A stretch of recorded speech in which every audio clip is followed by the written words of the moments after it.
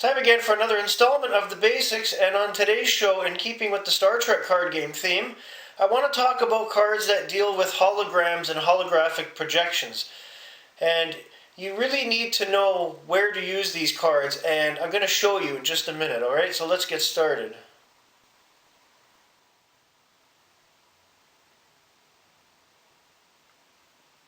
Now, when you're planning to use holographic personnel or other cards in your deck, you really have to be careful with this one. There are several different ways of activating holographic personnel. Starting in the Premier set, it was done through an event card called Holo Projections. So basically, plays on table, this technology allows your holographic recreations to be projected and used on any of your ships or away teams. It's also immune to Kevin Uxbridge, which was actually huge at the time, because it added a new dynamic by using different personnel that can't be just sent off right away.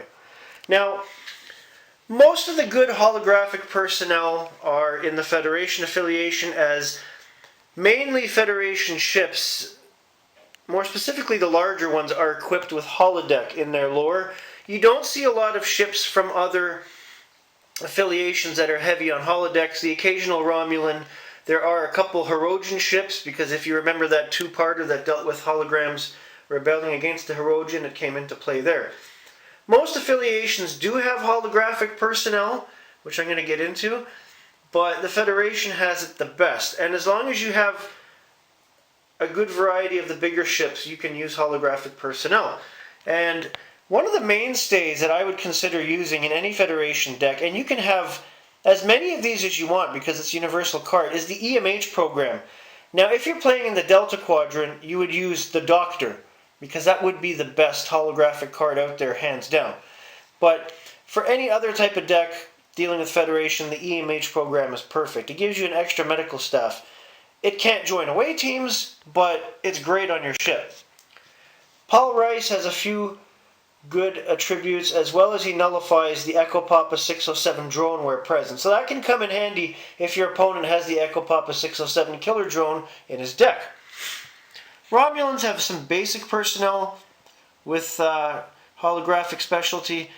The exception being the one Tomalak card, who has a lot of attributes.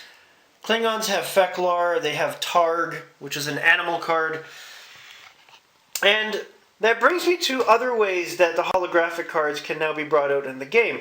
And with the Holodeck Adventures expansion a little while back, we got the Doorway, which is the holodeck door. Seeds or plays on your ship or outpost or any headquarters adds holodeck, and your compatible holographic cards may report aboard, or plays once each turn to download a holoprogram or any holographic card. Place Doorway out of play, or plays at any time to prevent the deactivation of any one holographic personnel. Discard Doorway. That can be huge. And with the Voyager expansion, we also got Mobile Holo Emitter. Now, maybe worn by one of your holographic personnel. You may remove it during your turn. Where removed normally, while worn, does not count as an equipment card. Problem is, it's an alternate universe icon card, so you have to have either the alternate universe door or the space-time portal or anything else that I've mentioned in previous episodes to bring this card out. It is a good card, but it can be cumbersome at the same time, because if you have multiple holographic personnel, you will need multiple holo emitters.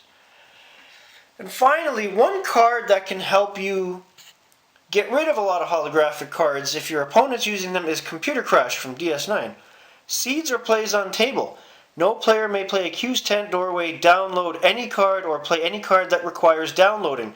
Discard event at the end of your next turn. And you may wonder why that's important. A lot of the holodeck themed cards use downloading, or you can download extra equipment or an artifact, or download the personnel. So when you use Computer Crash, you're preventing a lot of that from happening, and you're stymieing your opponent very nicely.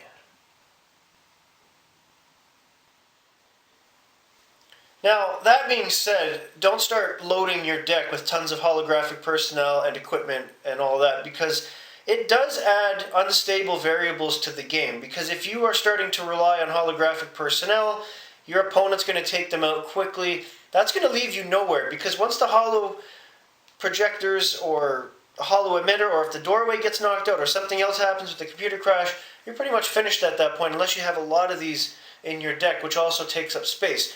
Don't rely on them, but be able to add a few of them to your deck to help complement your normal crew. That's all for today. Have a great day, everybody.